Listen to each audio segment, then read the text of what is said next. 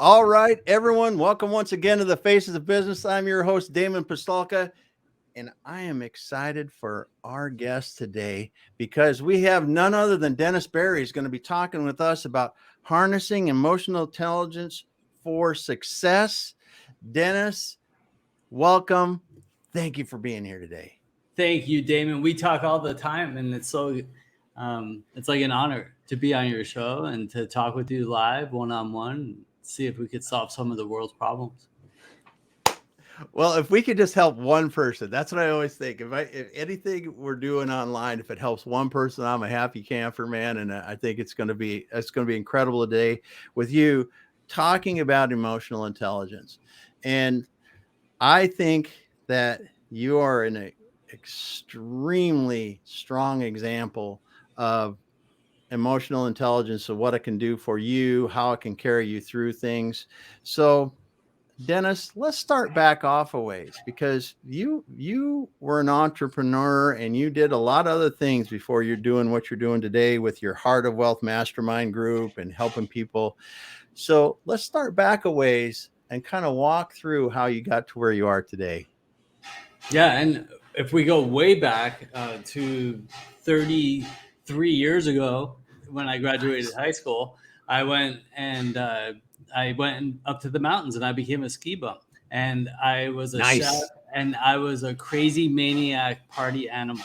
And it was fun for a little while until it wasn't fun anymore. But then I didn't stop.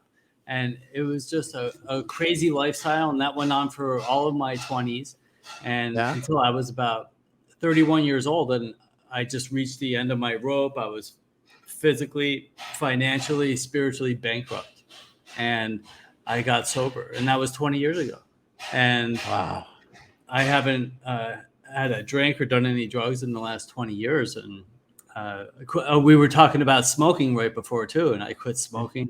I smoked a little bit after that, but to address that, getting sober or not, it's not a not drinking contest. It's about growing up and looking the world in the eye, and it's about being a responsible adult and managing your emotions. And that's what ties into what we're talking about today.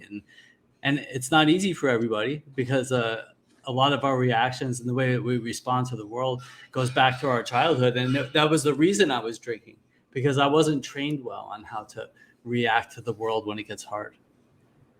Wow.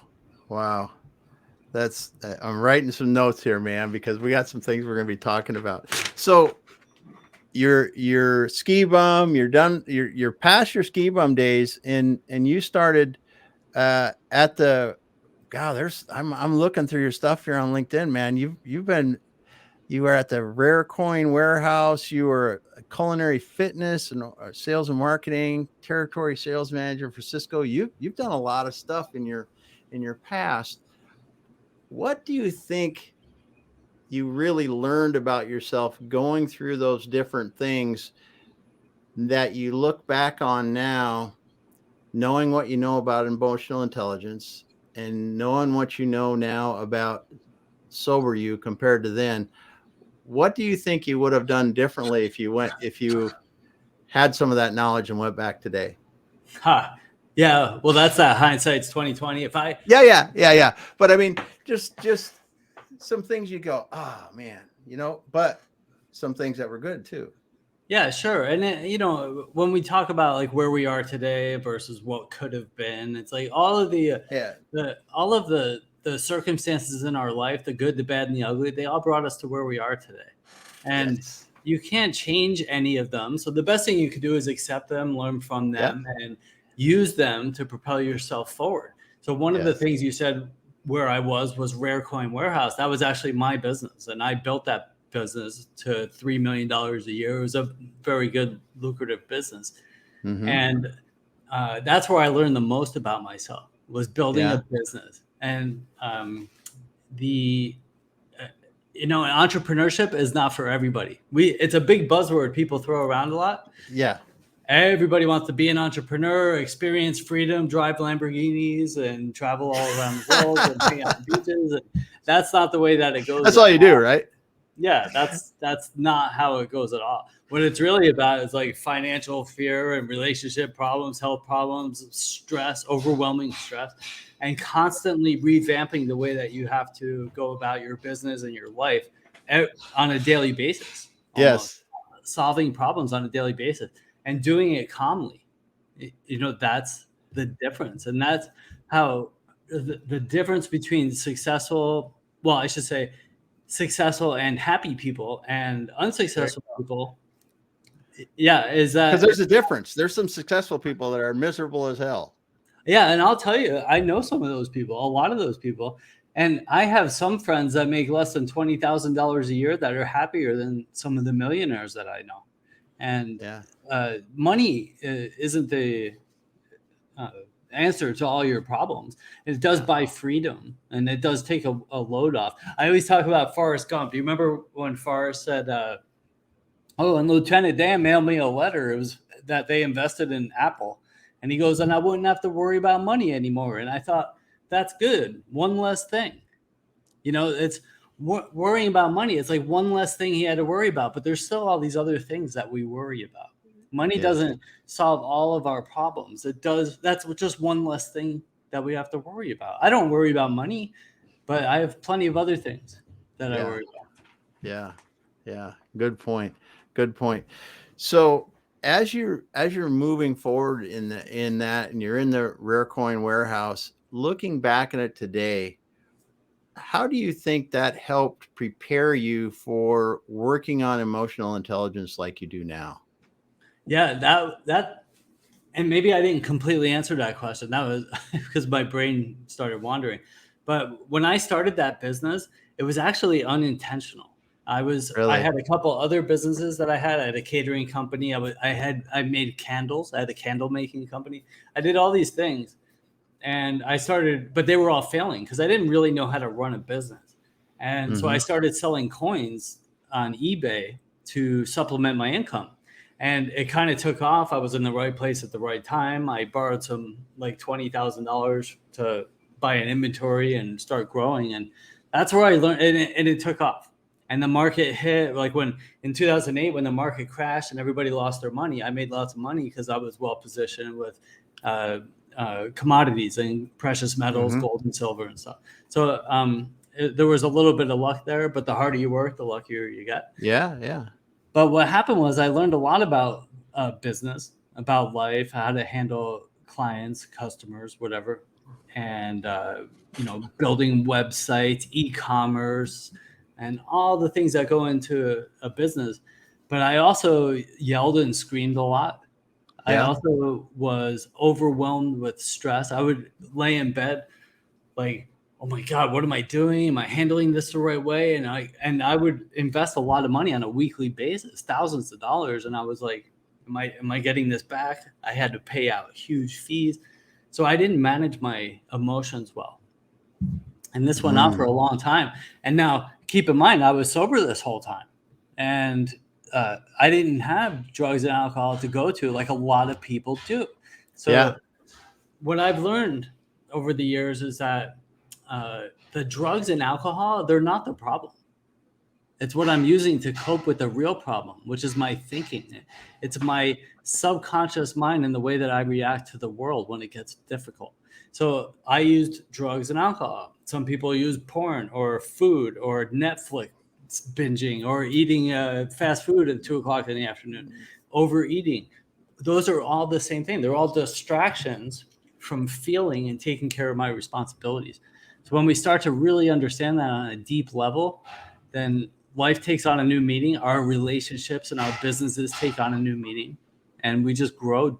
And life is just becomes more magical that way. Wow.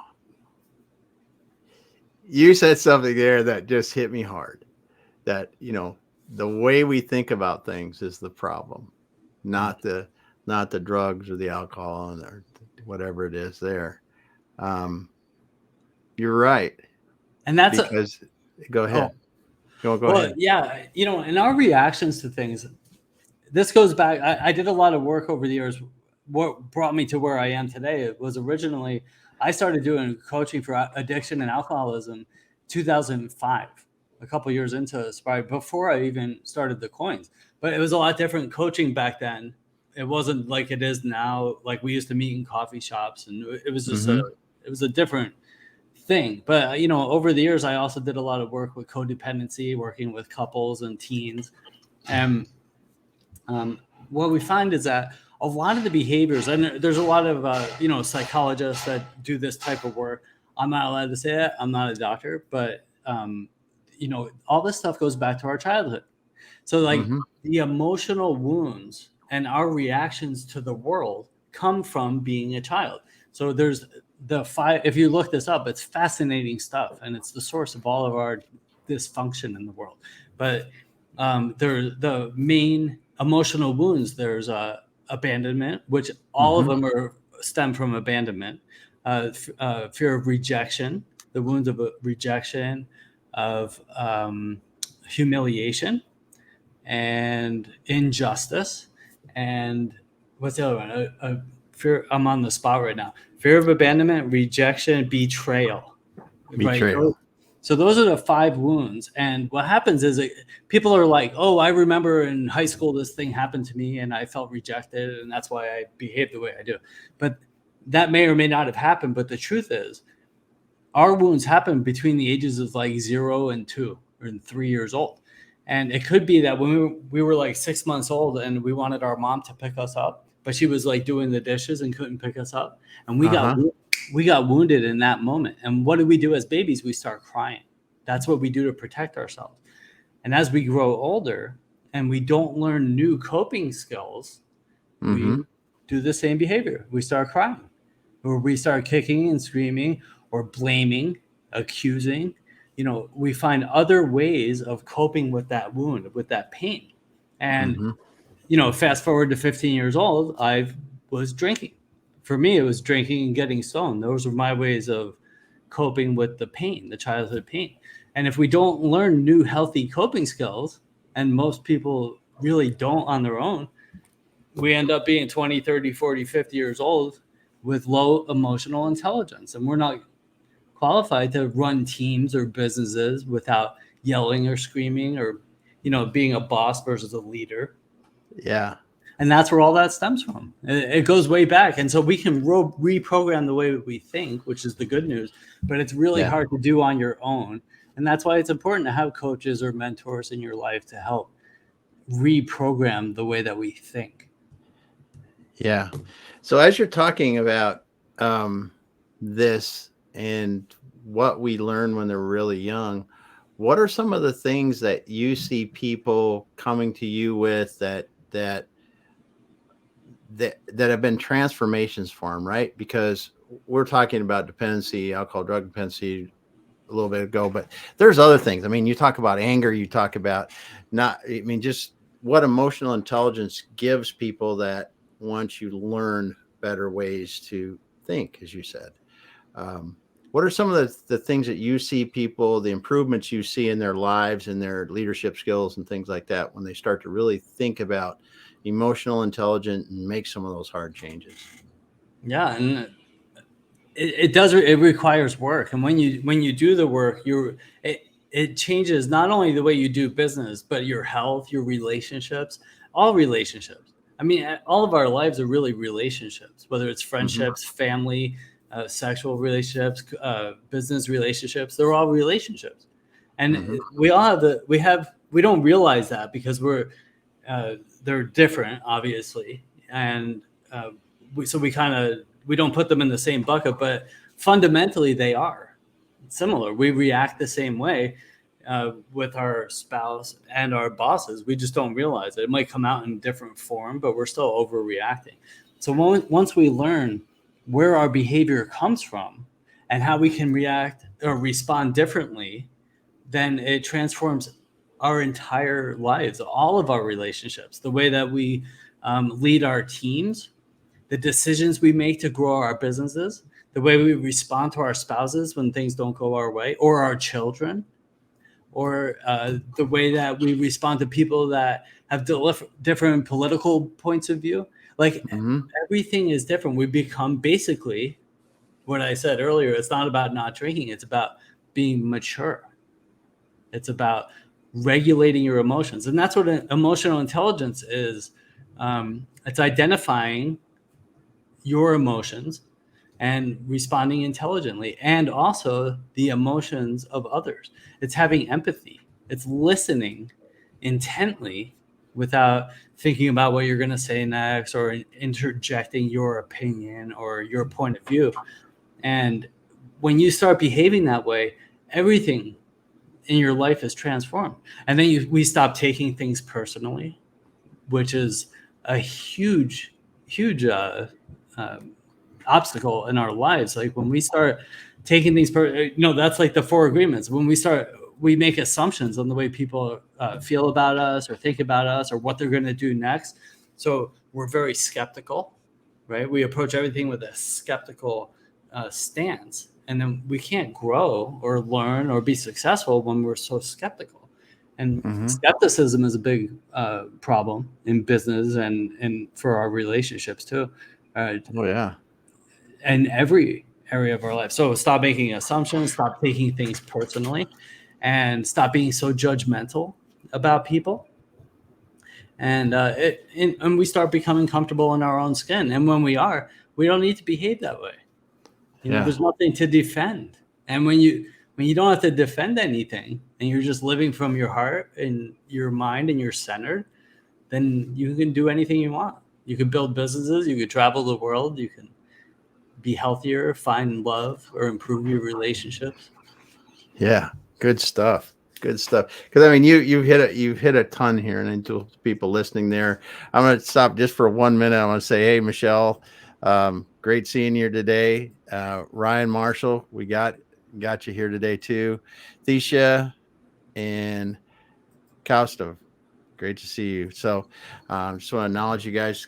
Thanks for dropping the comments in, and man, you just dropped a ton there because I learned something, and I'm not well versed in this like you are, and you said it again today.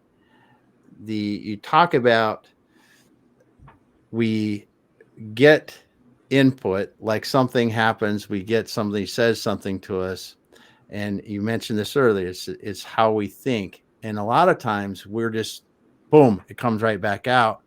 And to me, when I think about emotional intelligence personally, it's giving me my work on emotional intelligence is giving me a split second or 2 or 3 or 4 to go, now how should I respond to that really, rather than just puking out what I would have done 20 years ago.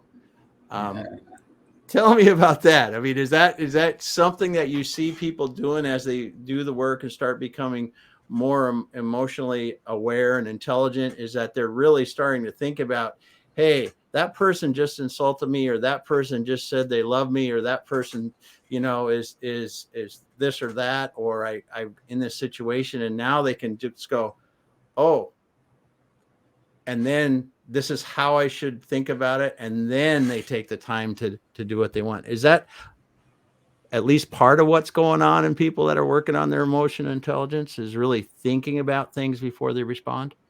Yeah, and it happens in a split second. The more you practice it, the more intuitive it becomes. So our goal is really to have non-emotional responses versus emotional reactions.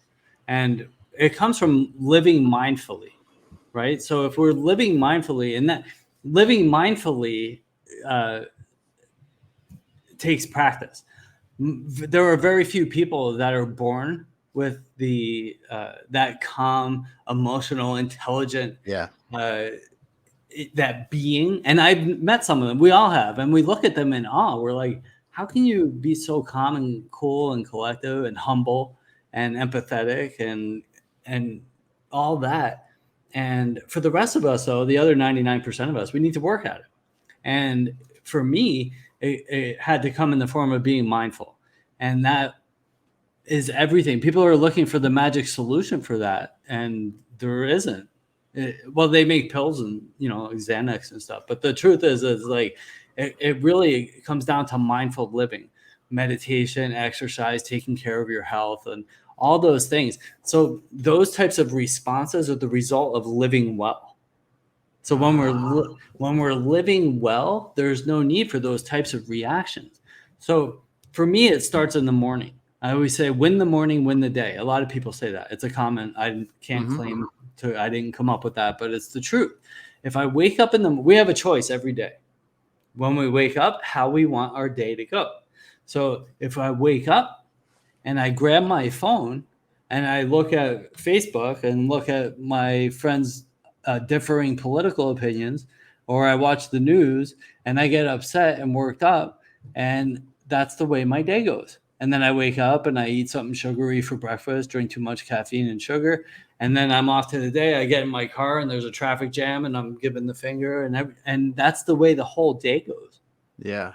But if I wake up and I'm mindful and I could sit for a moment and I could be calm, centered, I like to meditate. I meditate every morning, but you don't have to wear orange robes and sit in the Himalayas for 3 months to meditate. You can meditate on the toilet. You can meditate in bed. There's 3-minute guided meditations to get centered and focused, and read something mindful. Read a passage from your favorite book. Read something that's going to inspire you. For me, I like to write down my 3 things for the day. People write these long, I have to do these 30 to-do things, and we don't get any of them done because it's impossible. It's overwhelming. So I write 3 down that are going to make me successful. So before I go to bed at the end of the day, those 3 things are done and I'm successful. So I could do more after that, or I can go get ice cream, right? Because I got my 3 things done. And now I'm set up for the day. Yeah. And then I get up, I go for a walk, I drink a ton of water, I get hydrated, and it's like I'm untouchable. Nothing is going to really break me, even something really dramatic. It's like, because I'm going to be non-emotionally responsive, intelligently responsive versus emotionally reactive, because I set my day up that way. And for most of us, it's a daily thing. There's very few people that I could just say, oh, on Monday, I'm going to set myself up for the week, and then I could just meditate for 3 minutes on Monday morning, and then I'm all set. It doesn't work that way. Yeah. It's kind of a rinse and repeat thing, I think. It's going to do it over and over. And over again. And it's like because life happens every day, especially in 2023, and we're all so sensitive, and everywhere we look, even if you don't watch the news, you open an app, you get the news. So it's like you can choose to react to it, you can get upset about it, and then you can take that disturbance and carry it into your day, into your coworkers, your employees, your spouse, the way you eat, the way you manage your emotions, or you can get focused and centered and brush that stuff away and enjoy your day. Yeah. And how much the thing that I've really seen, and when you talk to people that have worked on their emotional intelligence, is how much you can talk to somebody that's worked on living mindfully and emotional intelligence, and they can have something bad happening to them at that moment, that day, whatever, that week. And it's not that it doesn't affect them, but it doesn't drive them into depression or crawling up in a ball in the room. It's like, yeah, it really sucks. You can hear it. It really sucks, but I'm doing this. Yeah. And that's a great point. It's not like everything is, it's not some panacea where, it's going to be, elves and fairies. It's just that you're starting the day out right. And someone told me, I forget who it was. I was reading a book or something, and they talked about a pop can. They said, if you take a soda can, an empty soda can, and you can just crush it super easy. And they said, your mind is kind of like that. And living mindfully is really about filling that soda can completely full in the morning with goodness, with love and calm and everything that you want to have in there. It says, because then try to crush a full pop can and see how hard that is. And things just bounce off you. They're still there, but they don't crush you like it would if you didn't do that work before you start your day.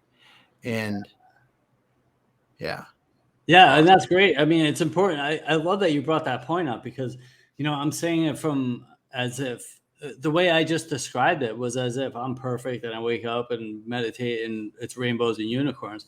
And that's not it at all. And one of my favorite books is The Subtle Art of Not Giving Up, Yeah. and by Mark Manson. And that he talks about, it's like most of our problems come from trying to live a problem-free life. And that doesn't exist, right? We're going to have problems. And in fact, happiness comes from solving our problems, not by avoiding them. We're going to have problems. We need to take risks. We need to wake up in the morning and go out into the street and do the things that we want to do. And while we're doing that and building our lives and businesses and relationships and going exercising or doing whatever it is, we're going to encounter problems because that's life. And along the way, if I'm focused and centered, those problems, they can make or break me. It's my decision. And if I set myself up for the win, they're going to make me. If I set myself up for failure, they're going to break me. And I mean, it's a simple equation. You can calculate it. You can watch it happen with certain people, with their behaviors. A lot of young people, they're trying to figure life out. They're banging their head against the wall. They're yelling, screaming, punching holes in the walls, drinking, ruining relationships. As we get older, I think some of the stuff we're talking about, you gain some wisdom just by getting older. We're in our 50s. I think you are. Oh, yeah. And it's like, as you get older, you learn some of this stuff through pain. Like we experience pain. We're like, wow, this sucks. I had a old mentor. He said to me, he goes, I practice the isn't that interesting technique. And that's good emotional intelligence. It's like when something happens, I can go, oh shit, fuck. I can get mad and yell and act out, or I can go, isn't that interesting? And then move beyond it. And it sounds silly, but it's just a little tool that I use all the time. When somebody says something stupid or different, or things don't go the way I plan them to go. Isn't that interesting? Yeah. That's a good one. Well, I love just the power that being able to choose your reaction, the power that it gives you when you can actually do it, right? I think of little things like people are angry in traffic or they want to cut you off in traffic. And you can just wave to them and go, hey, that's cool. Go ahead. You must have someplace you need to go. They're drunk. So if we go back to, because my background is in the alcoholism and addiction recovery, they're drunk, right? That behavior is the same thing as getting drunk. That's a distraction from feeling. When somebody does that to you and when you're in traffic, it has nothing to do with you. Something happened before that at home, at the office. They are having money problems, health problems, or relationship problems. And something else is going on that made that happen. Or they left too late too. Which is probably a result of one of those other things. So when you see people acting that way, it has nothing to do with you at all. It's all about their lives, and because they're not managing their emotions well. Because someone said, I've read, or someone said it again that I've heard a lot of people say, when we're worrying about what someone else thinks of you, we really shouldn't be, because they're too busy worrying about their own problems. Exactly. That's everybody's thing. And they're not thinking about you at all. That's the thing. And when you realize that and you move forward with that, and you could do that in the moment, then life changes. It really does. It really does change for you, because people aren't thinking about you. Not the way you are, not the way you think that they are. And if they are, who cares? That's their problem. That also has nothing to do with you. So when we carry these feelings into our business life, a business really improves. And, like I said, your leadership skills, your decision making, every area of your business life, since this is a business show, improves. And people come to you, they trust you more, you get repeat business, because when whether you're interacting with customers or employees, people respect you more, because they're not afraid to come to you and talk to you or ask you questions, and they trust in you more, and you build foundational relationships that way. Yeah. Yeah. So as you see people starting their work on emotional intelligence, if someone came to you today and said, Dennis, I really want to work on this, how long do you think it's going to be before I can notice a difference in my life? Tomorrow.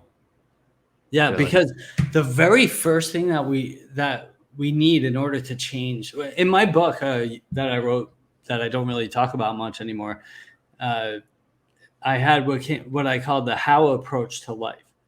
How people say all the time, Dennis, how do I build my business? How do I fix my relationship? How do I lose weight?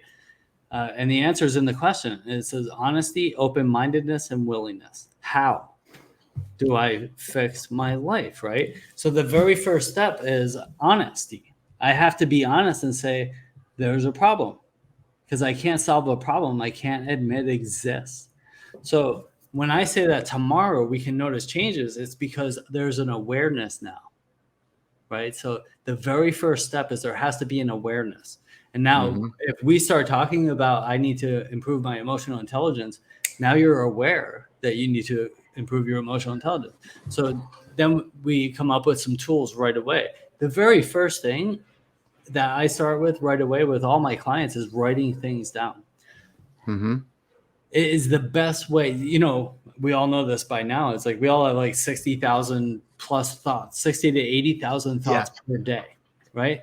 And our thinking is the source of all of our problems. That's almost 1 per second. So if all of those thoughts were happy, useful, productive thoughts, we'd all be billionaires and have no problems. But most of those thoughts are useless or even harmful, right? So we need to slow our thinking down so we can eliminate a lot of those thoughts. And writing is the best way to do that. So if we come in contact with an emotional situation where we overreacted, we drank, we yelled, screamed, blamed, accused, gave the finger, whatever it is that our emotional reaction was, we want to write down, bring awareness to it and say, what was I thinking? What happened, right? That's number one. What was I thinking right before that happened? Because that's the real problem. When somebody relapses and goes out drinking, I always say, what were we thinking right before you took that drink? Because that's the problem.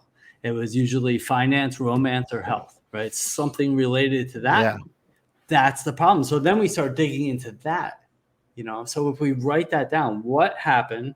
What was I thinking right before that happened? What was my response? And how can I respond differently next time?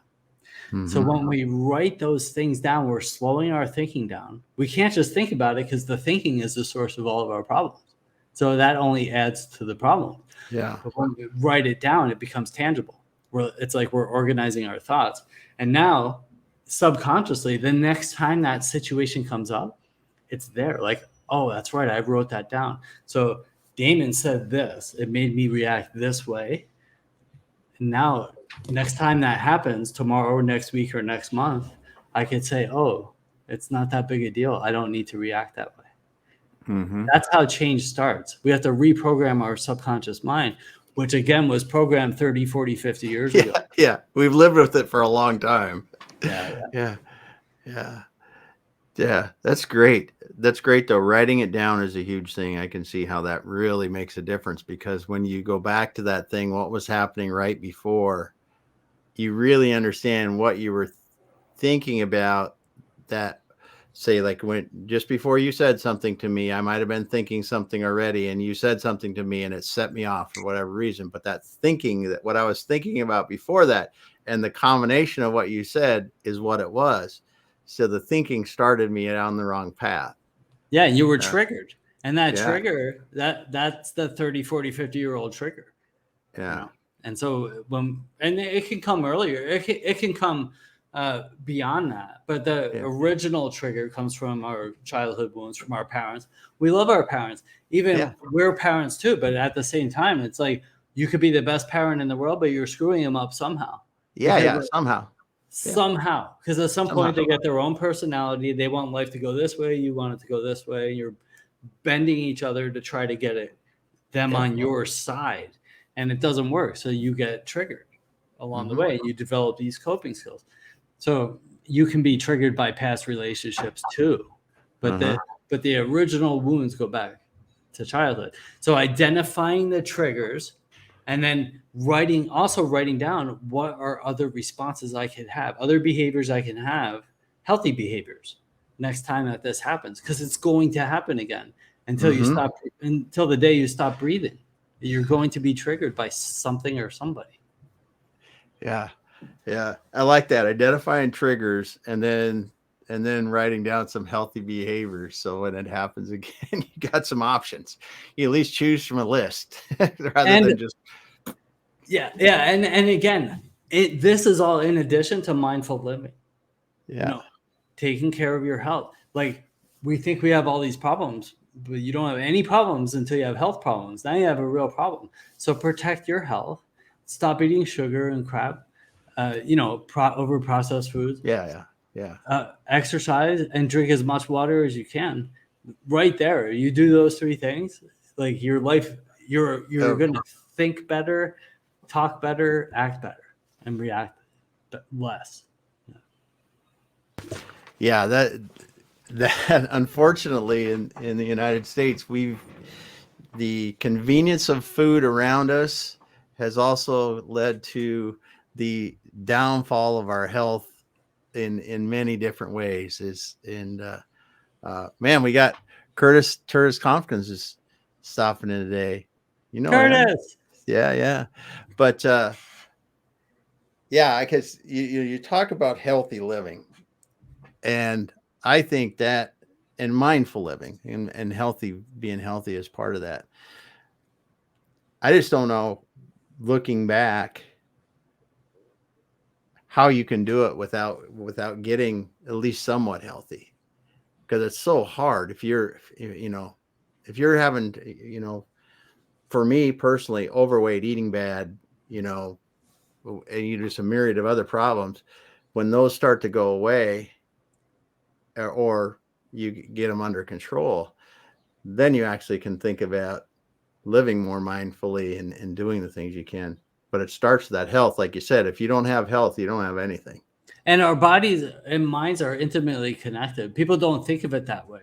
But if you're sick or unhealthy, I mean, I'm not going to label it in certain conditions, but really, if you're obese, unhealthy, whatever you want to call it, you're not thinking clearly. Like, you might think that you are, but our gut health, people talk about that a lot. It's very real. If our bodies are not healthy, our minds are not healthy, and we're not responding well. So, it all starts with our health, and that should really come first. It's like the oxygen in the airplane. When that comes down, they always say, put it on yourself before your children, because if you die, you're not going to be able to help your kids. Same thing. Your health needs to come before your business, your relationships, and everything else. Because if you don't have your health, you don't have your business or your relationship. Yeah. Yep. And a lot of people flip them. A lot of people flip that. So I don't want to get off here before we start talking about your Heart of Wealth Mastermind Group. You've got a mastermind group. Have you started one yet, or are you getting ready to start one? What's going on there? Yeah, no, it's going, and it's awesome. Okay, cool. I've had 3 meetings, and in fact, in a couple months, we're going to have Mark Victor Hansen come speak. Victor Hansen was he was the co-author with Jack Canfield of Chicken Soup for the Soul. Oh, nice. So he's going to speak at the group, and I have some other great speakers lined up, and we meet twice a month. And then in the group, we also members get one-on-one coaching with me once a month. And it's a great group, but we focus not just on business strategy, which is, of course, integral, and we'll bring somebody like you in for real business strategy in addition to the topics we talk about. But we talk about emotional intelligence too, because it's the same thing as your body and mind being intimately connected. So is business strategy and emotional intelligence. They're intimately connected, because if one is off, the other isn't going to do well. Yeah. So I love it. It's a great group. I encourage people to reach out if they have questions about it. Yeah. Very cool. So as you're seeing people, business leaders go through this, what are some of the comments you get back when a business leader that looks at you and they said, I really haven't thought about this, the whole emotional intelligence, or really working on my mind and my body and everything to help me better in business. What are some of the things that they're saying after they're doing this a while? It's the same thing that we were talking about. It's like you feel better, your life just improves, and you walk lightly through life. Walk lightly. There you Yeah, go. and that's really the goal. It's like we want to, like, there was one of the I love talking about, like, when we're young. It's like there's all these mile markers that we reach. When we're 13, I'm a teenager, and then when I'm 16, 17, I can drive. I'm 18, I'm an adult. I'm 21, I can drink. Like, all of these milestones take forever to get to. And then as we get older and older, like, it goes faster and faster. But then life gets heavy. It's like we have all these responsibilities and all these things that we need to take care of. And it's because we're not managing our emotions well. And when we start to manage our emotions well, we can live much more lightly. I know one guy who I've talked with him, and I have his permission to talk about this, but he's worth 9 figures.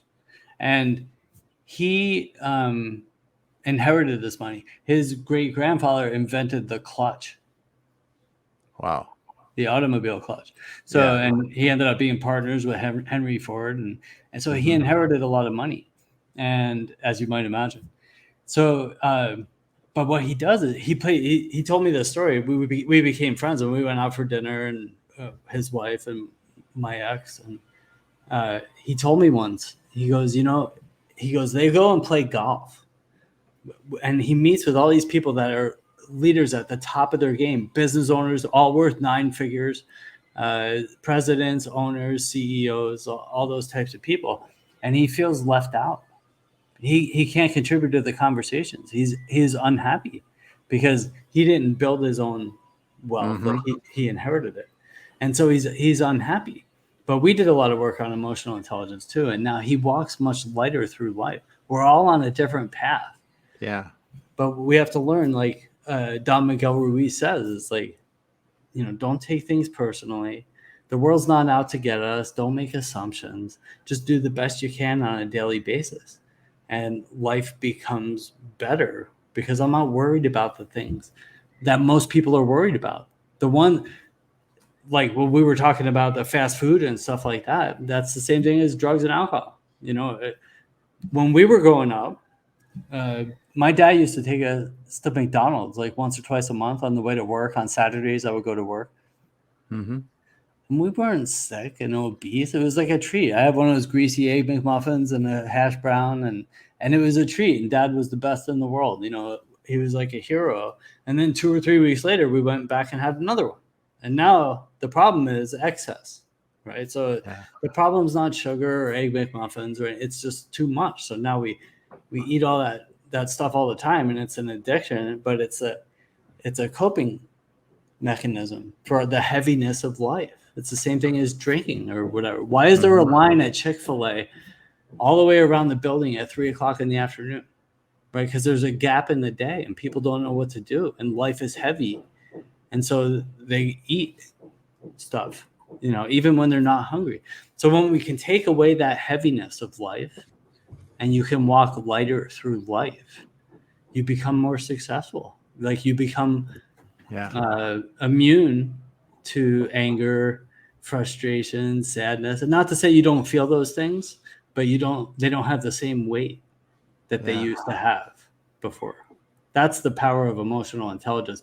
And I should add, it's an ongoing thing. Like, we never arrive at this place where we're perfectly mature and don't ever get angry or any of that stuff. It just doesn't happen that way. Yeah. It's an ongoing effort, and it's great. It used to be a chore to meditate. Now it's like, great. I have 20 minutes. I'm going to meditate. I'm so excited. So we look at things differently. And that's the magic. That's the magic that happens. Yeah. Yeah. Well, man, Dennis, I am so pleased that you were able to stop by and talk with us today, because, man, you have you have really dropped a lot of good stuff here, and I'm so thankful that you were here to share your thoughts with us. Where's the best place to get a hold of you, Dennis? Is it get on LinkedIn? Where should people get a hold of you if they want to talk to you? Yeah, well, obviously because we met on LinkedIn where we're both very active, but my website is dennisberry.com. But if you want to go connect on LinkedIn, that's fine. Then there's a LinkedIn masterclass that I'm doing. It's free. It's next week. Next Wednesday, the 19th. Yeah. It's free. I'm going to just say every single thing that I know about LinkedIn that other influencers are charging $1,000 a weekend for. I'm going to drop it all in that masterclass, and I'm going to have it. It's going to be a monthly class. We're just going to do it and talk about everything. Oh, man, Dennis, I am so excited for that. I'm excited just to get to talk with you again and share your thoughts about, emotional intelligence, because there are people that are living, as you said, far too heavy of a life. And if they learn how to really work on the things they can to live differently and work on their emotional intelligence, they can live a lighter life and be much happier and much healthier. Yeah. And can I drop one last thing? Yeah. Here? Do it. Yeah. Yeah. And it's that we say this all the time. Like, if you don't know how to get somewhere or do something, ask for help. Yeah. We try to do so many things on our own that we don't know how to do. And at the end, we just bang our head against the wall for another week, month, year, or decade. When if we just ask for help, we can get there so much faster and more effectively. Not just faster, but more efficiently, and enjoy the ride so much more. So if you don't know how to build your business, if you don't know how to get healthy, if you don't know how to fix your relationships, it's not just ask Dennis or Damon. Ask somebody that you know for help and get there. There was always, before there was Google Maps and Waze, and we had to know how to get places. But we would get lost, and there was that stereotype about men who didn't like to stop and ask directions. I always stopped and asked directions. I was like, I want to know how to get there instead of driving around for 2 hours like an idiot, wasting gas. I just want to say, look, hey, do you know how to get there? And 2 minutes later, I can get there. It's the same thing now. It's like, if you don't know how to do something, ask for help. That's the power of our mastermind group, is that we're sitting in a room or on Zoom with other peers that are trying to figure out the same path in life, how to grow our business, improve our lives, our health, our relationships. And we bounce ideas off each other with our expertise, and we get there quicker. Yeah. So if you don't know how, ask a coach, a mentor, an accountability partner, a friend, somebody you respect, and you'll get there much faster. Yeah. Well, Dennis, thanks so much for being here today. Again, thanks so much for everyone that stopped by, that was listening, drop comments. Again, we had Dennis Berry here today. We're talking about harnessing emotional intelligence for success. Dennis talked about his mastermind group, talked about so many things. You just got to rewind this thing and go back to the beginning to really learn some of the things that he talks about to live life lighter. I love that phrase, to live life lightly. Or walk through life lightly. I have my notes here. Thanks so much for being here today, Dennis. Thank you, Damon. I appreciate you, man. All right. Hang out for just a moment and we'll